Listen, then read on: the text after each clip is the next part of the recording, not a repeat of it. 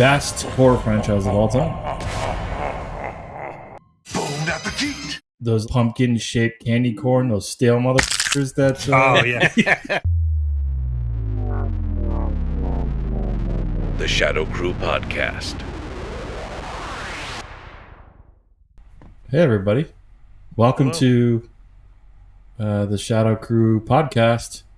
Happy pre-Halloween. Anybody diving into some Halloween candy? I had those orange, those like pumpkin-shaped candy corn, those stale motherfuckers that... Oh, yeah. Hey, the thing about candy corn is that they made all the candy corn in one run and just have not sold through it yet. So you're actually eating candy corn from like Willy Wonka, 1966.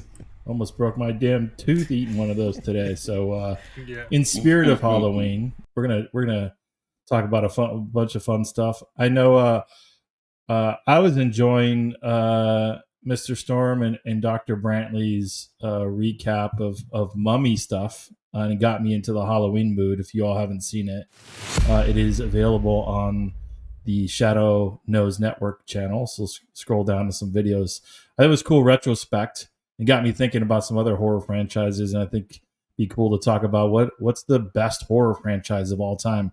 I think it's easier to nominate the worst horror franchise of all time, to be honest with you. Which I think would be Mustang Ranch in Nevada. That's a... Oh, wait, this is... we're talking about movies. HORROR. My bad. Yeah, I'm on Netflix, Hulu. They're all released their like horror, their new series. There's some bad stuff out there, but there is some good stuff as well in the past. So I think we should like jump into the best horror franchise of all time. What are the nominations? It's difficult for me because you think Nightmare on Elm Street, but then you think about the collection of those movies. It can't be. I was going over some of them, and I'm like, okay, well, 1 was good, but two was bad on that, and then I was like, three was not bad. That was when they came back and they brought some of the characters back, and then 4 was kind of okay, and then they just went off the rails. That's where I was like, was 2 and 3 any good? Like Friday the 13th is another one. They made how many damn things? There's so many bad ones. That the character's cool. But I think after 2... 4 was good. That's where Corey Feldman was in it, and he shaved his head at the end and to freak Jason out. and then, again, they went to shit. But, it was like, 1 and maybe 2, and then 4, because 3 was pretty bad in 3D. What about Jason Goes to New York? Which one was that? That was 8. We talked about that. That was really bad. Manhattan. Yes. And then Jason X. So I can't say it. There's just so many. And then Halloween too. Hold on. What is the rule though? It has to be like just more than one movie, or like at least 3. That's a franchise. Because that's a good point, Chet. Because I was thinking like Evil Dead is an easy one for me, but that's only 2. So it's like that doesn't qualify. 3. Army of Darkness is still the same. I guess you're right. Yeah. Then I'm throwing that in the ring. Well, that was my pick, but then I was like, well, I don't know, because that's not like. I guess. Well, I don't know. Evil Dead's just such a good freaking movie. Yeah. Well, all 3 of them are good in their own ways. 2, I think, is the absolute best, but Mr. Storm, I think, would disagree. Yeah, you know what? No, I thought 2 was okay. I personally liked Army of Darkness. That was one of the better for me. Now, it wasn't in the vein of being like Evil Dead 1 and 2, where it was a little bit more horror related, but I still enjoyed that movie. I think I've seen that movie about 100 times. So Army of Darkness, the 3rd film, is the best one for me out of that franchise. When you saw, did you ever see the TV show he did? I did see that, and I thought that was pretty good too. I think that probably throws it into franchise model. Yes, it does. Yeah, I love that. I would say one of my I don't know. I was gonna say Saw is up there for It me, but is. like I'm really just kind of talking off of the first movie. But it's still a franchise. It's done, 10 films or 11 films, I think, Yeah. take it if you add. Well, Chris. Saw X just came out like 2 weeks ago. But I think that Spiral film with Chris Rock is connected into it, so I think that makes 11 films in total. That's the Fast and Furious franchise soon to be. Well, there's a It's lot almost of better them than Ric Flair. where they made a ton of sequels, but really only the first one was good. Like they've made Lost Boys sequels, they made a bunch of Tremors sequels, and to varying degrees. And Hellraiser is another one. Like there's a ton of those. I think one of the ones, if we haven't mentioned already, I think the Conjuring series, even with all the spinoffs, I think it's probably one of the better franchises that's been developed in the last decade. And each one of the movies, I think, while there's a couple of them aren't too well. I think the first Annabelle and maybe the third Annabelle are pretty good. The Nun was pretty good. I haven't seen the Nun 2 yet. The Curse of I can't remember the name. La Llorona. Yeah, I thought that was okay until the second half of the movie. It fell off, but as a total franchise, I give that, because I thought all three Conjuring movies were good. While I thought the third film wasn't as good as the first two, but it still had the spooks, man. Because I remember when Dr. Brittley and I had an office in Lawndale, and we were watching The Conjuring when it first came out at night, and we were doing some work. And I remember, I was asking him, "Hey man, did you lock that back door?" Because it's that scene where they go downstairs and out of the darkness, the lady claps, and it just freaked the hell out of me, man. That was probably one of the most scariest films I have ever seen, because it was right on some crazy crap, man. I'm struggling to find, outside of the Evil Dead franchise, a franchise that didn't have one or two really big pieces of crap in between. Final Destination. Final Destination. That's a jinx.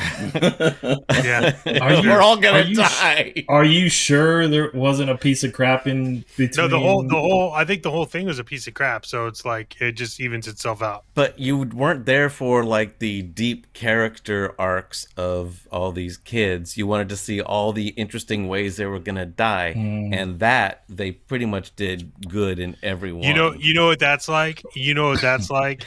You remember the Too Risky for TV Faces of Death? Yes, I do. Videos? Yes. That ultimately are all fake, by the way. But yeah, that's so you say. So the person says I made it.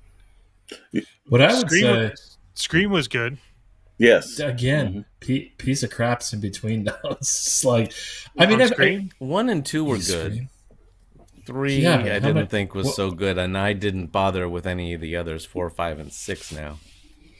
Yeah. And see, I think I've seen all of them, and there are degrees of them. It's harder to get the effect, but the Paranormal Activity series as a whole, I think they're the kind of the ones where it holds up film to film, while there are different filmmakers in between, but it's still pretty much the same type of filmmaking. So you kind of get the same, standard of films across. The stories change, but I think that they've done a good job of not wasting millions and millions of dollars on something, and just basically letting the characters and the elements run the story. So, but it's, you can't deny how much money it's made. It's made a crap load of money, man.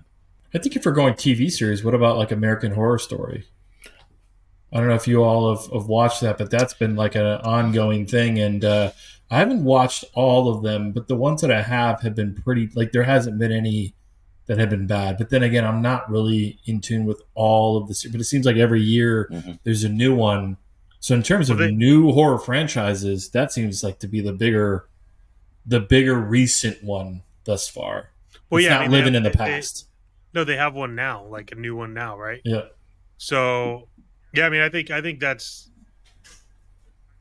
in the running, but there's been some seasons where it's just you're kind of just doing this garbage. For shock value, and it's really kind of stupid at this point. I know a lot of people really liked the season that Lady Gaga was on, and she was a vampire, and I was like, I think that's like one of the shittier versions of the show, personally. But I don't know. Well, does anybody think that franchises? I think it counts as a franchise. I don't know if people associated with it, but the whole entire Silence of the Lamb franchise, because it's moved from film and the Hannibal TV show, and I don't know how well it's perceived, but it's pretty successful. And most of the films weren't bad. I think maybe Red Dragon with Ed Norton was okay. It wasn't the best, but yeah, it was all right. I think it's there. I like the TV show, which makes sense why they canceled it. Yeah. Like I thought it was good. Mm-hmm.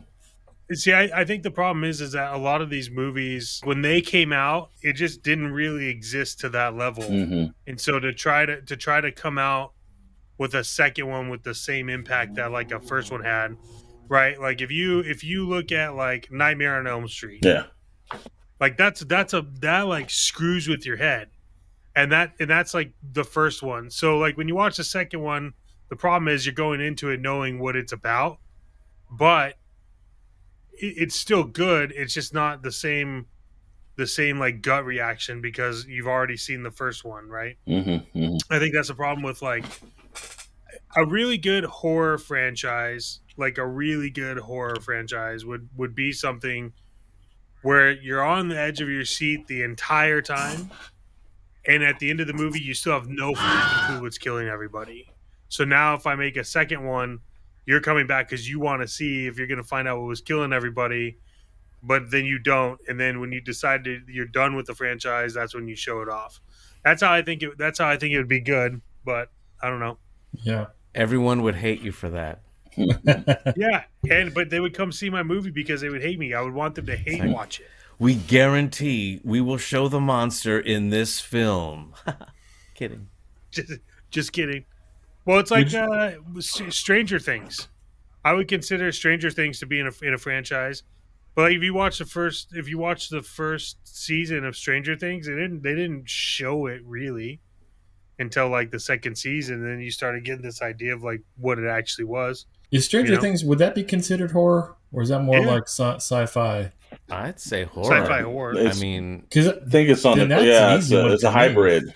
I think there've been ups and downs, but overall, there hasn't been a season where I was like, I would consider it a piece of crap, and it's picked up momentum too. And I think they do it right. It'll be a nice final conclusion. If we're talking that, maybe Twilight Zone too. Does that belong? Like, is that horror, or is that like that's on the cusp too? On the cusp. Mm-hmm. Yeah, but I mean, most of those are pretty damn good. Classic. Mm-hmm. The movie was actually pretty good. So I think we're leaning more away from traditional horror, but those two stand out. I think so. I thought the Purge series was pretty good. I even thought the TV series was okay for what it was, but as far as not being disappointed, film after film after film, even with the same kind of premise, the first one's hard to get away because that was a concept we hadn't seen, but I've seen the rest of the films in the series, and each one has a surprising kind of like outcome, and the television show was completely different than what I expected, because I'm like, how are you going to do 24 hours in like a television show? But they pulled that off pretty well. So I think that franchise has worked out pretty well. That I thought as a concurrent series along with the Conjuring are probably two of the better ones they've developed in the last decade. And I will include here a clip from the first trailer. I did get to ADR the emergency broadcast system.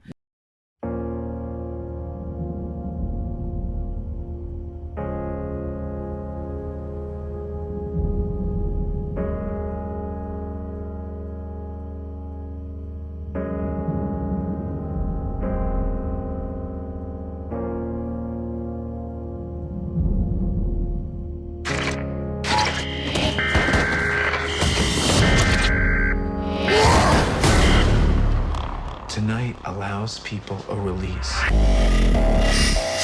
for all the hatred and violence that they keep up inside them. Why don't you guys kill someone tonight? Because we don't feel the need to, Johnny. Just remember all the good the Purge does. We'll be fine just like always. No worries, okay?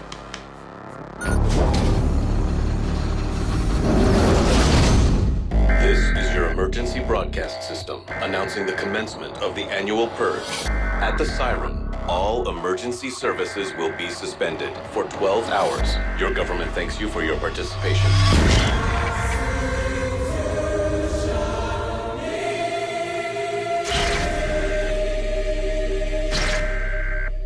Purge 1, and I didn't see any of the others. What about Alien?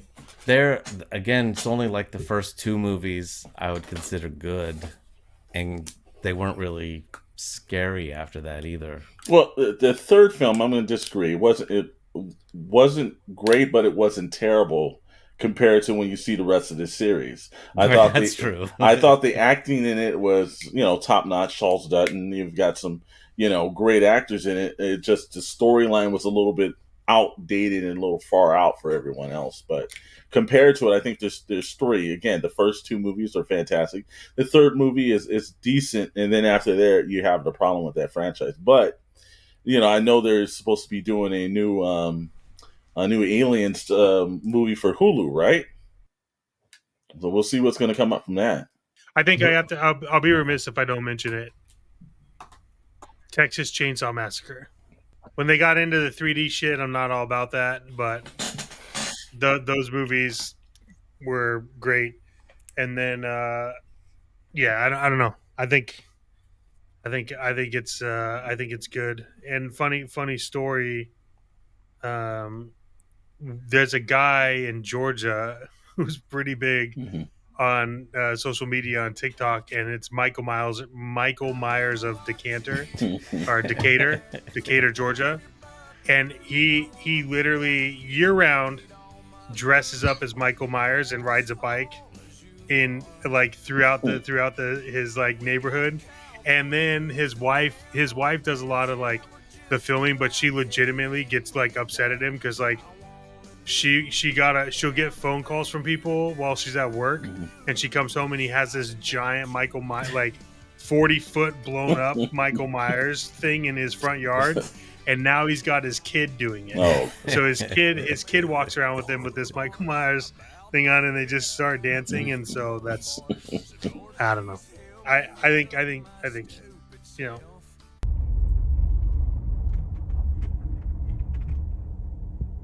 Oh, shit. This is too much, Evan. Seriously. I'm trying to be calm and collected this Halloween, but you're taking it too far with your little jokes, okay? I'm tired of this. People walk this trail and they're not going to appreciate this. I'm serious. Where's the baby? You said you were going to watch Harrison for me tonight so I could do some errands. Harrison, no. You come here. Stop. Get the knife out of your eye. Come on, get in the truck. You're done. It's hard to say what a good like best horror franchise is, because I think if we were doing like most impactful first movies, I think we'd have a way cleaner list. Well, you can't once you start getting past really 2 films in, how many times did the filmmakers really think about, if it went to 3, 4, or 5 films? It's very rare that someone put that kind of thought in. First 2, you're probably getting the 2 best ideas, and then by the time you make it to 5 and 6, you're getting like fresher, new people that are not the originals. I thought with the Halloween series, I thought the first 2 Halloween films were pretty good, and everything else was kind of subpar. And then the same thing when they rebooted it. I thought the reboot for the third time, I thought that the first 2 films were good. I didn't like Halloween Ends as much, the trilogy, third film in that. But I think it's really hard to get a series past 2 movies. But if they're surviving 30, 40 years after they've been around, they've gone to multiple TV shows, they're in pop culture and everything, that makes a successful franchise to me, man. But you weren't a fan of the Rob Zombie one either, were you? I was not. No, I was not. Not of the Rob Zombie one. No, I thought that I like Rob Zombie stuff. Not the. I like the House of a Thousand Corpses. Exactly. And Devil's Rejects. Mm-hmm. The Monsters. They're pretty good, but that was good. But the Halloween vision was brutal. Way off. Did you see the Monsters? It was horrible. It was the worst thing, possibly the cheapest movie for the biggest budget I have ever seen. I was And the Secret Invasion Award goes to. Yeah. I was into it for the first 5 minutes, and then I was like, this can't be a thing. And it was horrible. And I just had to look at Devil's Lettuce to help get me through it, and it was real bad. Well, the shame is that now we know Rob Zombie won't be on the show, but he probably will. He'll probably want to come on and talk about. I think he has to admit there's some good ones and some bad ones, right? Yeah. When I think of horror franchise, like going back to what we said, we named a few that may not have that many bad things, but I also look at it as, if we're talking about horror, I think about that being synonymous with scary ass stuff, scary ass shit. That offsets any bad mistakes you've made in the franchise. And by far, and I'll probably get arguments, I'm not talking about a realism. I know, like Texas Chainsaw Massacre, there's a bunch of horror fanatics out there. I'm not even deep into like some of these independent things where it feels real and like Terrifier, gore. I'm talking about just scary. I don't think anything tops the first two Aliens, in my opinion. Like, to me, that's in the theater, in the dark, watching that is some of the scariest shit. The original Exorcist is probably up there. It is. But it is. I would say, like, if we're talking about horror, it's synonymous with scary, and to me, those stand out. Freddy, little cheesy, right? Bon appetit! Friday the 13th, a little campy.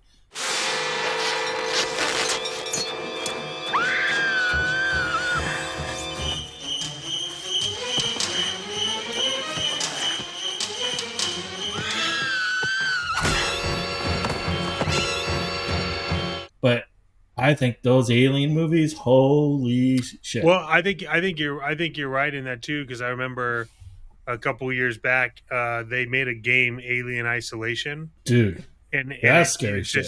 It's just all in that VR. Yeah, it was in VR. It was scary as hell. Like they at San Diego Comic-Con, they had like the giant egg you sit in to play the game, and you would just walk by and hear people screaming their freaking lungs out. And it was like, dude, yeah, I wouldn't play that shit in that egg either. And I enjoy like pretty intense games like that. But I tried to play Alien Isolation. I was like, I had it. And so, a lot of time spent hiding in a locker, and you just see little alien here. And yeah, it's like, oh my God. And it also has like a heartbeat going too. So you're like, oh my God, why am I so tense? Did you play it in the dark too? Yes, did you of course. What else are you gonna do? I did that. I had it on my PC, and I hooked up my Oculus to my PC just so I could like have like crazy graphics. And I was like, no, I'm good. I turned that shit off. I was like, this is too, because the sound design. What people don't understand about that game, and not to go off topic too much, but people don't understand about Alien Isolation is the sound engineering in that game makes it freaky as hell if you have headphones in.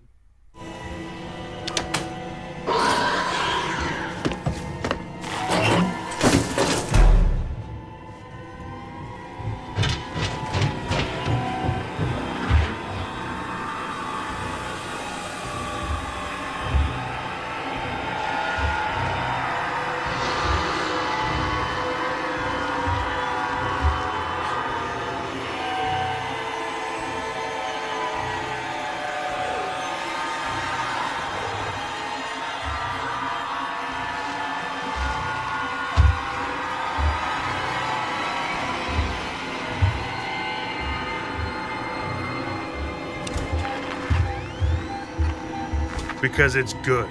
It's like good audio. Yeah, It's a creepy game. I've watched people stream it, and I'm nervous as shit. And I'm not even playing the game. Yeah. I just like feel like the energy there. What about Resident Evil? Yeah, Resident Evil. Palms are sweaty. Yeah, Resident Evil. Not film series wise, but I think if you're going to say the game, a horror franchise game wise, yes, it definitely is in there because I know first and two generations that play that game. It kind of evolved though. It went from like horror to like it took a different path, even in the story in the movies. Yeah, I think the best horror franchise game series of all time is Silent Hill. Yeah, I remember that one. I mean, like that. It's like that's just an unreal series. It's creepy even if you watch someone play like on PS1. Like you're just running through like mist and fog. Everything, the whole game. From it's the like little bits floating in front of camera. There's one other game where you ran around and your weapon was your camera. I don't know that one. Yeah, you had to take pictures. I don't remember. I remember which one it was. Hold on. Paparazzi. Yes, paparazzi. Well. Can you get Kim Kardashian? Yeah, I think one of the craziest horror films that I'm not looking forward to seeing that's coming out is the new Marvels movie. So that's gonna be a shit show in a barrel of monkey farts. What do you guys think? Are you looking forward to watching that bullshit, or do you? I'm not looking forward to it. I read that she's upset about the backlash, and she's thinking about exiting, and she doesn't like being the character, and she should blah, exit. blah, blah. She's not it's good like, in the character. Nobody likes the character. It's like we don't like you. She was never good in the character. No. It was never good. She had primal opportunity to come in and like give a why she was acting and take on Thanos, and instead it was just like they just tell her to go in her closet and film the scene by herself because it's like nothing was even there when you watched her interact with anybody, and she's just too bitter. Like get out. But I mean that's that's par for the course with Marvel right now, and Disney is like, we're so big we don't give a shit if no one cares. Here's a new movie. Suck it up. Well, I think it's without getting into the whole major political reasons and everything, and I think a lot of the fanboy nation, a lot of people are like, oh, it's because it's a female lead and everything. No, it's just not done right. The problem with it is that even the first film, while Samuel Jackson is pleasant, why the actor, I can't remember his name, the one that plays Coulson, they're good, but there was really no reason for them to be in that film. And I thought that by bringing in this character, and I thought it would have served purpose, you had the Hulk already established. And this is going to the fanboy point of knowing too much about comics, but you had a prime opportunity. If you were going to do Captain Marvel, do the original version that was Rick Jones, and you could have linked him to the actual Incredible Hulk, and that would have been a whole thing to actually get more Hulk cameos. But they go and they take the latest version because I think that, again, Marvel has had this direction where they're going extremely, PC on a lot of things they're doing and not actually thinking about what's best for the characters, what's best for the arc they're looking for, what's best not to offend or upset anyone. And I think when you start walking on those eggshells, it's not going to work out. And I think this last phase hasn't worked out for them doing that. Yeah. I mean, the only thing I can say is it's just a lot of like pandering to shit that people like the very few, and like you said, we don't really get into any of this shit, but the very few people that are vocal, everyone's so worried about it, but everything is being pandered to those vocal people who don't know shit. And you're seeing it in the box office because the people who were into these films like are going and sitting in them and telling everyone they know like this film was garbage. Like there's no reason to see it, or this actor didn't, I didn't feel it from this actor, this actress, or whatever. And that's a story with her and the Marvel character, and it's like, no, it's that you have a shitty attitude off camera and you have a shitty acting. Like you're not good. Like there's nothing about you in any of the movies that you've starred that make me believe that you're that character. Thank you first to the Academy. Sure. She's playing the character that's in the Nissans, I think. Mm-hmm. You know. Didn't they say they were going to do it on Disney Plus instead of theaters? I heard there was a rumor, but I haven't seen it. They've already promoted it. Yeah, so. It's coming out in like 3 or 4 weeks. I think it's going to go straight to Hollywood Video, actually, in Blockbuster. Q-Star Video. Here, what I think is, if you think about the beginning of the Marvel universe, the first phase MCU, it was never about casting the biggest stars or the hottest stars in the moment. It was about casting it right. Started with Robert Downey Jr., right? All the naysayers. He had to fight to pitch the studio that he was the right fit. And then, aside from some one-offs, like, was Cap, was he a big name? No, he was a known actor, but he wasn't like a big superstar like a Tom Cruise. Yeah. You think about Black Panther, you think about Spider-Man, you think about Thor. Chris Hemsworth wasn't a major blockbuster star. He wasn't when he was Thor. They were just like, he's the fit. And so I think over time, gradually, most of the characters outside of Scarlett Johansson, who was pretty famous, and she worked out all right? But everyone else was like, hey, it was more about they fit versus we want a name. With Captain Marvel, it was about who's the hottest star right now, female lead, that we could put in and try to drive box office revenue. And here we are today, where people are like, she ain't the fit. Well, that's not Captain Marvel. And guess what? Her popularity has trailed off significantly. Yes, there's no Oscar buzz. There's so you're in this hole now where people don't give a shit about the character. Plus, it's a character that's attached to the first MCU. Like, all those characters are kind of gone. So it's like the tail end, we're kind of in this transition. And we've got it's honestly, they should have shelved it. In all honesty, they should have just been like, we don't need this. I'll watch it just to see, but I think we're heading for some significant doomsday here with this movie. And to your point, Dr. Brantley, if it bombs harder than The Flash, that would be a bad look for Disney. You also you have competition right now for bombing movies. Like, you have the Marvels, and then you also have Aquaman 2. No, Aquaman 2 is going to bomb too. No, I know, but I'm saying that's getting such bad PR. By the way, I feel like there's a massive campaign to destroy that movie. I don't know if it's from within. Well, that campaign was started by James Gunn when he said those characters were no longer relevant. That universe, he actually did the killing himself, actually, for a change. James Gunn single-handedly, and I'll probably get some backlash for this shit, but James Gunn single-handedly came in and was like, I'm going to fuck up everything you tried to build, and then I'm going to leave. Yeah. And that's what he did. You came in and you got rid of probably the best casting of Superman that has ever happened since Christopher Reeves. I will give you that. You could put Henry Cavill in a fucking Superman movie in 2 years, and it'll be the highest grossing DC movie that they'll make. Because outside of that, before they did that, after they did that, Wonder Woman, the first one, not the fucking crappy second one, Wonder Woman was great. But James Gunn has come in and been like, you know what?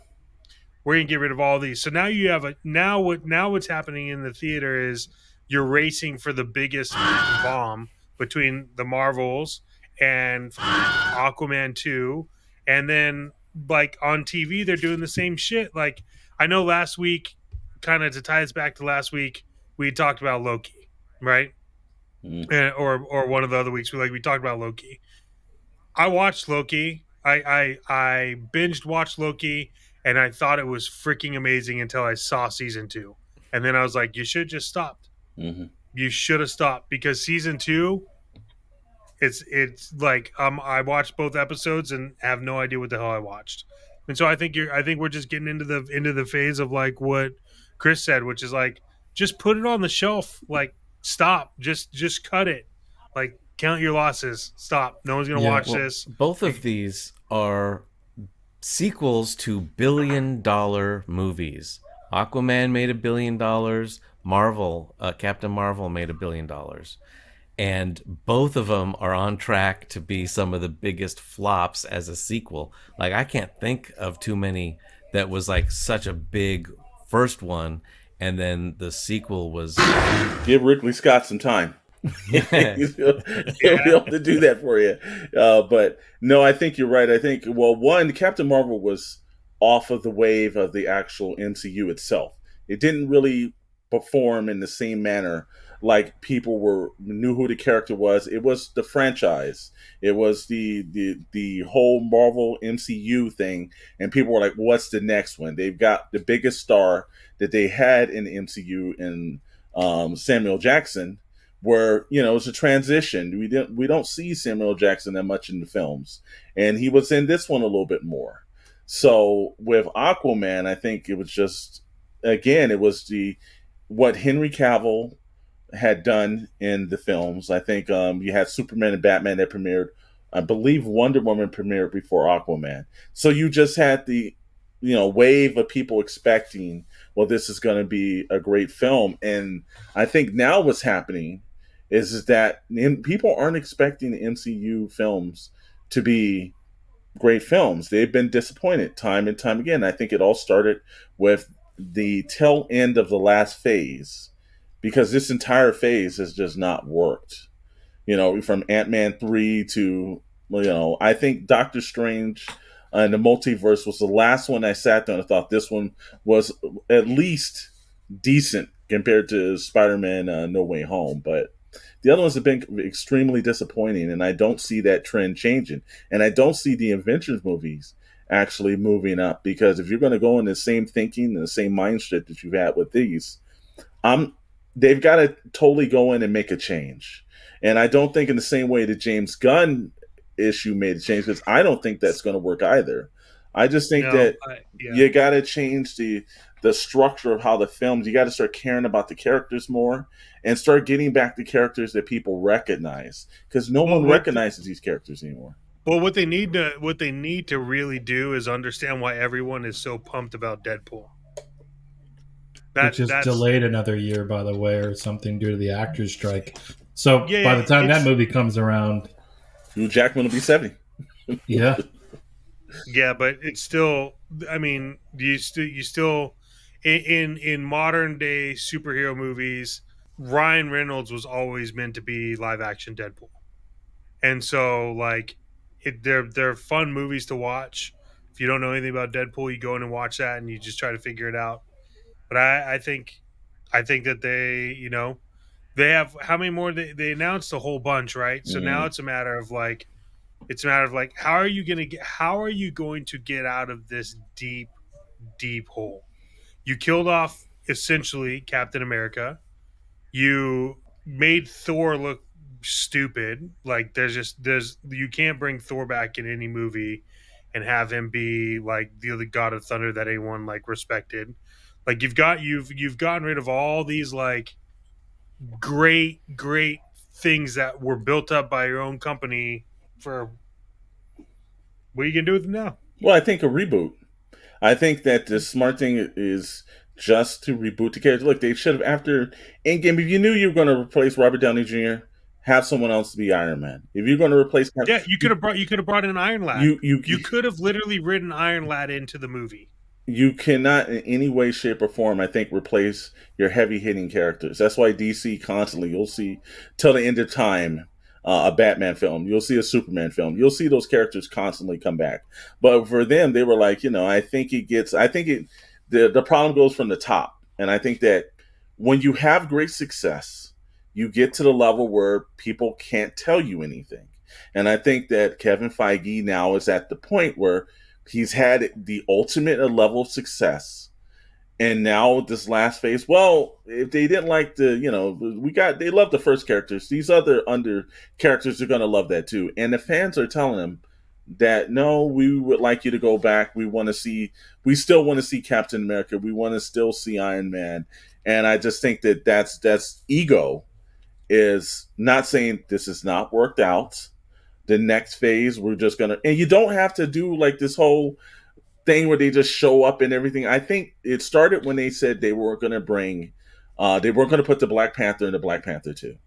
I thought the most culturally relevant character that we've seen that went across the board with everyone, you just decided was not relevant because the actor who did a great performance did not come back. Would you have seen DC kill off Batman or Superman? No. But what they decided was that the MCU is bigger than the characters itself and the people behind it. And that's not the case. It's the characters that are big, and the people, exactly like Chris, you were saying, they need to go back to just not known actors. Get the right actor for the role and build it around him, make his career behind it.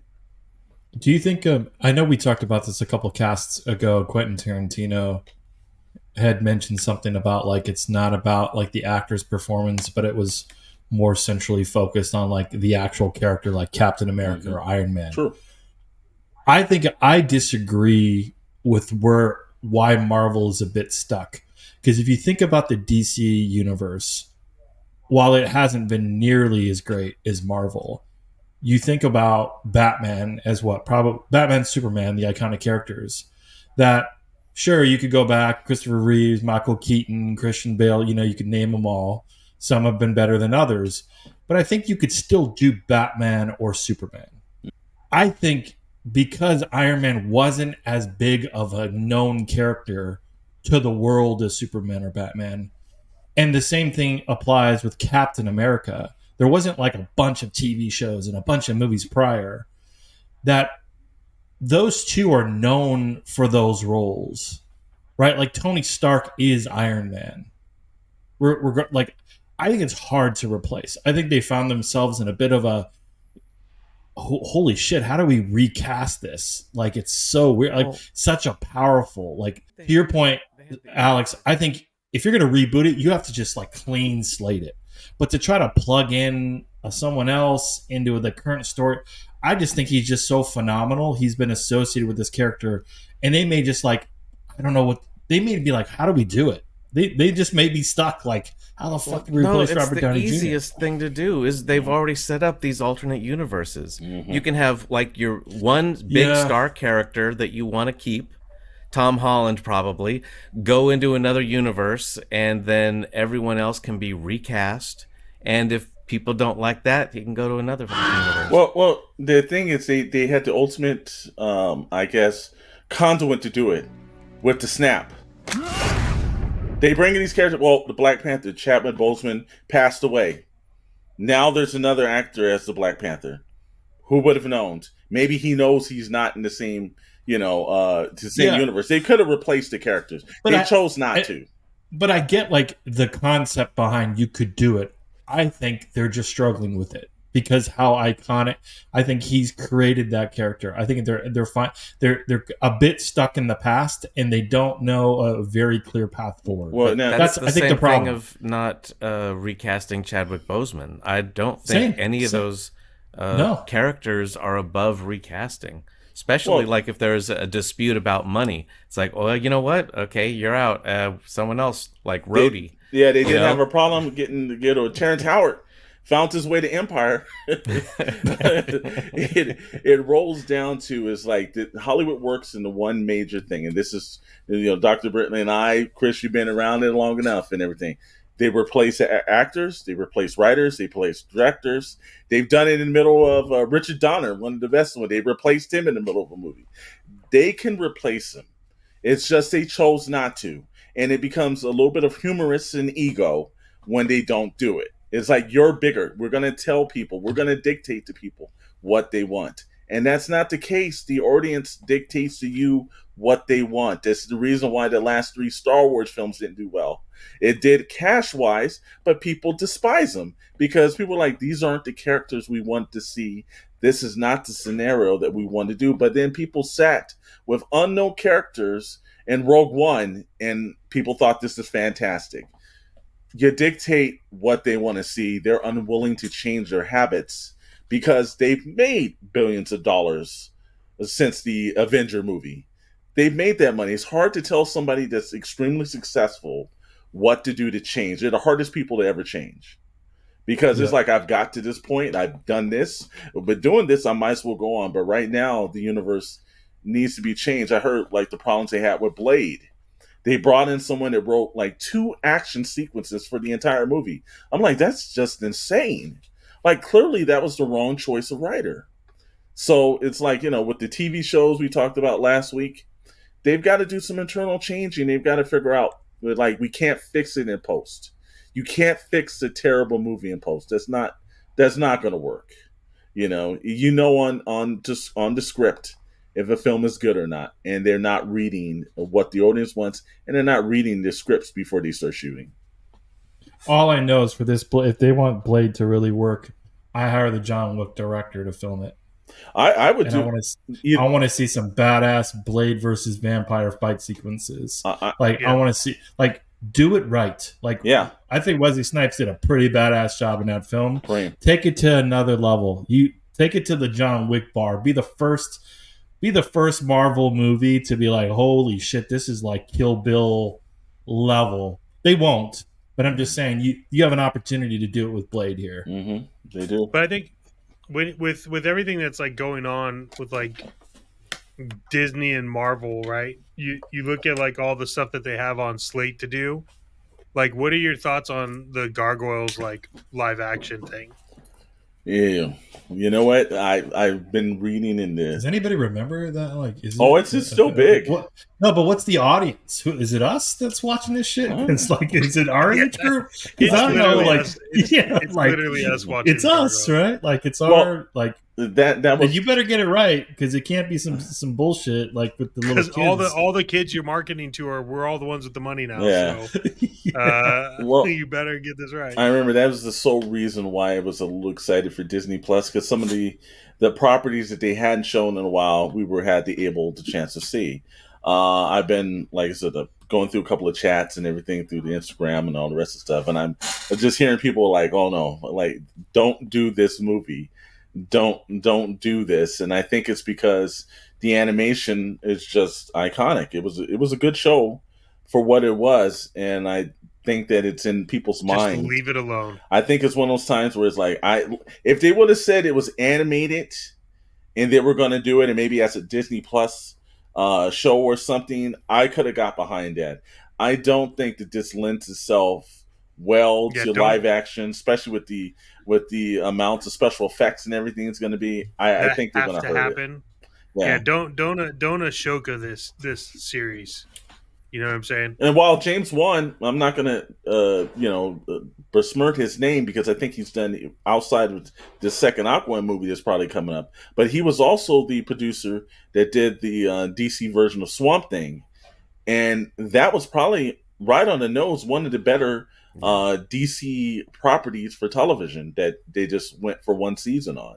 But so I think he can pull it off. I just don't think the fans want to see that. Depending on how they do the stories, and it can be with James Wan, I'm thinking it would be pretty dark, So I would be interested. I'll at least check out the first one. Damn, I didn't know NECA does their toys. They do. Oh yeah, and they're fantastic. They're actually really cool. Amazing. I had no idea. Yeah, NECA with those are like, while a lot of people like the Super 7 Ultimate lines, I think NECA nailed those.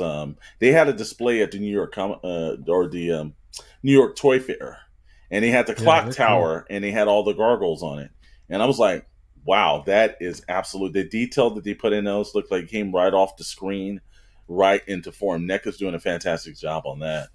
Give them credit. But since we're already rolling into certain things, and we already ripped on my man Ridley Scott, I heard he gave his glowing endorsement to the Hulu movie Aliens Rodimus, and he's saying it was freaking great. Now take it from the guy that did the last 2 Alien movies. What's your thoughts on that, guys? You know that scene in Prometheus in the beginning where he drinks the fluid and then explodes into the water? I feel like I'm gonna sit down and I'm gonna put this on Hulu. I'm gonna pour myself a bourbon, and at 15 minutes in, I think it'll be the same result for me. That's how I think this is all gonna go. I hope I'm pleasantly surprised, but What my gut instinct tells me no. I can tell I was surprised on one thing. I thought that Prey movie, that was the I guess the prequel to the Predator films. I was on the fence on that, and I saw it. I was like, you know what? This was a lot better than I imagined it. So maybe this might turn out okay. The Ridley Scott endorsements was worrying me right now. Those last two Alien movies, the Covenant was absolutely terrible. Prometheus, I thought at least looked good, but every character and everything in it was pretty much trash. Prometheus was only good if you saw it in the theaters in 3D. I saw it in theaters. I still wasn't impressed. I liked it in 3D because like when they get into the ship part and it like lights up and all that stuff, like that was a very good use of 3D. But I can't tell you what the movie was about. It was about, if you run about 10 feet that way, this ship won't land on you. But no, let's run the long way away from it. That was one of the dumbest character things I've ever seen in a movie. It's like Lord of the Rings. Why didn't they just melt the ring in the first movie when they knew it was a problem? Oh, that's too easy. There's no film, but they melt the ring down. It's like welcome to a new Shadow Crew Network series where we just take a movie and just say how you should really do it. Yeah. Mm-hmm. Well, we'll name it into how it should have been done. The Shadow series. Hey, Doc, don't steal that plutonium from Libyan terrorists. Oh, all right. The movie's over. Back to the Future's done. Oh, man. Back to the Future 3. Bad memories. Okay. It's a great movie. Yeah, come on, man. Come on, man. Speaking of replacements, Rick and Morty season 7. Should have just fucking ended the whole thing. Well, they got a contract for 5 more seasons or something. You literally should have just ended it and been like, you know what? New series. Well, because it's not. I can't. I just couldn't. It was bad. Like we said about the MCU, no one's not replaceable, and the series shown. Look, I remember I talked to you, Chad, early in the week, and we were talking about the whole thing with Rick and Morty. And he's like, you got to go check it out. And I remember I watched it, and I was wondering if it was going to be as bad as the solar opposite phenomenon, because the solar opposite, they went completely different with the voice of one of the main characters, and I thought, this makes absolutely no sense for this. You should have gotten somebody to mimic. It's the same way that I'm listening, like when Mel Blanc, the man of 1,000 voices, passed away, and he had to recast like 90% of Warner Brothers. And the characters never really sound the same, or Jim Henson not doing Kermit the Frog. The voice never quite sounds the same, but is it tolerable? As I watched Rick and Morty, I thought it was tolerable towards the end. It was harder in the beginning because there was certain gists, but by the end, it sounded all right. I just thought the story they wrote for this first episode was a little underwhelming, and I think that added to the discomfort of new characters. See, I thought Rick wasn't bad, and that one was the closest of the voices. And they, that's why I think he was in 90% of the show, because Morty's voice was off. And I noticed that right away. And I was like, there's speculation because they haven't announced who does the voices, or at least they didn't at one point, that Morty was casted as a female. And I'm like, well, no one really gives a shit if it's male or female. We want it to sound like Morty. Like Rick, like Bobby Hill in King of the Hill was a female voice, so who gives a fuck? Like, my problem is that I was halfway excited about Rick and Morty season 7, and then I watched it and I was like, wubba wubba, nope, should have just stopped. You weren't enthralled with the adventures of Mr. Poopy Butthole? Yeah, it was an underwhelming episode to start season compared to the Szechuan sauce and things like that. It was a really underwhelming first episode. In my opinion, this Rick and Morty season is like if someone told me, "Oh, you got to watch. They did a season 6 of Breaking Bad," and I had to sit and watch like the season 6 of Breaking Bad that just shouldn't be there. Mm-hmm. Yeah, yeah. Because it's like, yeah, maybe the last season of Rick and Morty, like, yeah, however it ended, but like all the controversy, all the bullshit that happened, everything that's going on, like everything, and then to recast it and just miss it. And Alex, you and I talked about it. Mm-hmm. There's a ton of videos where you can go on and you could see people where you're like, holy shit, that's like almost inexact. Like, why are you not using that person? And then I go on and listen to it, and I'm like, I can find 4 people on YouTube right now that are way better than the voices I'm hearing right now. And that's the thing. I don't know if there was because they went some union route or something, but I did think we were talking about that video, and there was like hundreds of people that were doing Rick and Morty, and they were mimicking the voices. And I thought that, why don't you just get some unknown, bring them up, and, have them do the voice. It didn't make sense, the route that they took. And, it's a shame because, again, there was certain aspects of it I thought was Rick wasn't as bad. I only heard Morty for like 30 seconds. And then I think they knew they didn't get that down. Yeah. I think it was really relevant. But it was the story, too, was just like, story was off. It's not a first season opener that they've normally done. And I think this what happens when, we go back to the Fonzie and jump in the shark. Like when they said, well, we want 4 seasons, when does it get to be the point where the studio has asked for something, yet the creators are like, look, we've hit the best we can. Like, let's end it here. And I just think that when it's, we're going to do 3 more seasons or 4 more seasons. And I think now you're not doing the thing where you're on the edge of your seat knowing, well, will we be back? You're going to be back. And you don't have to write in the same vein as it being that tough. And I just thought that it was a story that mostly hurt this because I'm like, they're doing like an intervention buddy kind of scenario. Spoiler alert should come down right here at this moment. But I just thought that wasn't a good enough first episode for a season. And I've seen better ones by them. I think it might have been just to take the pressure off of who the next Rick and Morty are. Just so we center the first story at least, but we'll see how it goes around someone else so that the main characters aren't the focus, because then people will be listening for, he doesn't really sound like that. Well, the show's called Rick and Morty, not the other people, not Birdman and Gearbox Head or whatever the guy's name is. Yeah. It's like even without the character voice swaps, it's very hard in a comedy animation to continue to run 7, 8 plus and beyond and keep it relevant, keep it funny. True. The only one that comes to mind, I know The Simpsons still in the air. I don't find that, like, if you go back, it's changed pretty dramatically. But the only one that I feel, and I don't know in this day and age, they must be the most untouchable dudes in the history of television. They are. Is Trey Parker and Matt Stone. I don't know how they no one says anything because they're billionaires.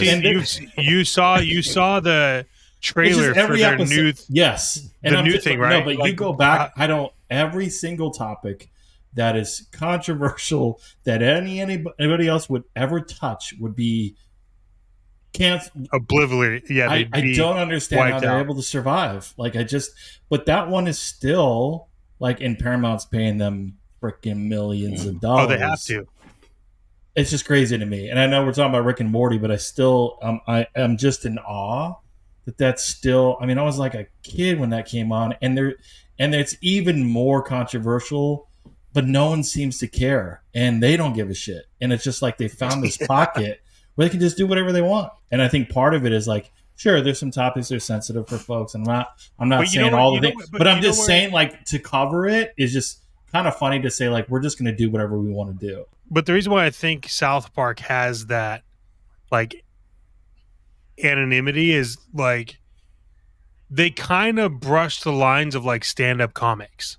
And so in, like, stand-up comedy, like, everything's on the table and nothing's off. And there's that line. And I think that's what South Park has done so well for like, I've watched episodes on South Park where I'm like, I don't know if I agree with that or like this is whatever. And I was like, but I also in the same breath am laughing my ass off.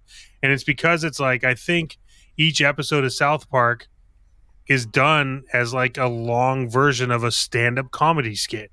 It's legitimately like you go watch a comic, they could talk about shit that like you just wouldn't talk about. And you think it's funny or you don't or whatever. And I think that that's why South Park does it. And I think that that's why they'll always have that, because they can do an episode in 6 days about the most relevant topics and they make it funny and people want to laugh. Untouchable. Yeah, it's just untouchable. Yeah, it's not. I watched the preview for the shit that's coming out on the 27th, and I was like, nobody else plus nobody else could do this. Like, you replace Cartman, what? Like, all right, I'll watch it. Yeah. Well, hey, I had fun chatting about some interesting stuff this week. Anybody got any other things you want to talk about before we wrap this evening? Well, I'll say this. As we always go into this part of the show, we like to thank our sponsor, Toys vs. Games. Yes, we always kind of slide that way in. Even though it says pay promotion at the top whenever you start the video. But still, we thank the fine gentleman over there at Toys vs. Games for sponsoring us every week. It's a mom and pop store. And the reason why it's one of the Shadow crew and Shadow itself favorites is because you can go in there and you get the service that you normally would not get out of any other store other than a mom and pops. They have readily games available. There's certain things, if they don't have something, they'll try to get it. So if you're in Wilmington, California, and if you're not in Wilmington, California, get on a plane. It's cheaper to fly here than to drive into Wilmington, because I could literally go to the Inland Empire, fly to Wilmington. It'd be cheaper for me to drive. But Toys vs. Games, we'd like to thank them so much for being the Shadow Crew podcast sponsor. And if you have a time, check them out there on Instagram. And they're also linked to our Instagram, which is the Shadow Knows channel on Instagram. So, or Shadow Knows Network. I'm sorry, Shadow Knows Network on Instagram. Which, by the way, is the updated name. It is. Yeah, we did update the name. Updated name, as we were rolling right into it, was generally when we sat down, we talked to Shadow, and Shadow is all things and everything. This was something he was naturally moving in. The channel started out as his namesake, and then there's As, where we have a lot of great, exciting shows where we're going to talk to Chris about him and Chet having a pretty something popping up, and we've been seeing that the direction of the channel had changed a little bit more, where it's more variety, more different shows and mixtures. And we just thought this was the natural move to brand the actual channel as an actual network or channel. So you can go right ahead. Chris, sorry for cutting you off. No, all good. I mean, there's tons of content already, and we appreciate everyone listening. Like, subscribe, as always. It helps the channel grow. I think as you've seen some new, fresh content and some stuff that we do on a regular basis, including this cast. But the retrospect, as I talked about earlier in the cast with Dr. Brantley and Mr. Storm, is up. I love watching it. The Mummy films. Look for episode 2. But if for fans of classic horror and the Mummy genre, it was cool for me to listen in. And then Mr. Shadow himself has a new video up, and he'll throw some stuff on there. His adventures into Burlington Coat Factory, or Burlington, or whatever the hell it's called. Still Coat Factory. For those of you of interest, I guess I won't spoil anything. But how long would you wait for a deal on a toy? And how long would Shadow wait? And then, as Mr. Storm alluded to, Chet and I are excited to bring some additional content to the network. And we are going to launch periodically the something we're excited about that talks about retro. Chet, you want to talk a little bit about what we're looking to do? Yeah, so we were thinking about the things that we love and what has brought us joy in the time, and kind of what is driving the driving force for toys and Hasbro Labs and like everything else in this big uptick, and so we have decided to start the Retro Review Club. And it'll be your one-stop destination for a nostalgic journey through the iconic toys of pop culture of the 80s and 90s. You can join us as we unbox, explore, and reminisce about the classics that defined our childhoods. From vintage action figures to beloved cartoons, we'll take you on a trip down memory lane, sharing in-depth reviews, fun anecdotes, and plenty of nostalgia. So keep your ears and eyes peeled out for that, along with some exciting new platforms coming that maybe you can start to interact with us live. That's great, because we all charge a lot of money to interact with live. And I'll be honest with you, with the recent Chet unboxing and the Retro Review Club unboxing, and to fuel not only Mr. Storm and Dr. Brantley and Shadow's toy and figure collection, Chet's extravagant collection of toys. Be on the lookout for the $3 million robot unbox that Chet is looking into. It is going to be a massive box. It's going to be a massive box, but we're excited. And I mean, again, thanks for tuning in. Again, subscribe to the channel and look out for more updates, more content, and a new streaming platform for us to chat with all of you live. So anything else before we adjourn for this evening? No, as always, man, just always have a great time, and I think the audience knows that we have a great time. I'd like to thank everybody for viewing and tuning in, man. It really kind of just keeps us motivated. Unless of course, anyone out there has the NECA Ninja Turtles van, because I need that. So let me know if you have it. And Club Obi-Wan. And Indiana Jones. And Still Club looking Obi-Wan. for him. Undamaged from Target. Undamaged, and preferably not have ever touched Targets in stores. So, yeah. All right, all. Well, see y'all next week. Adios. Bye.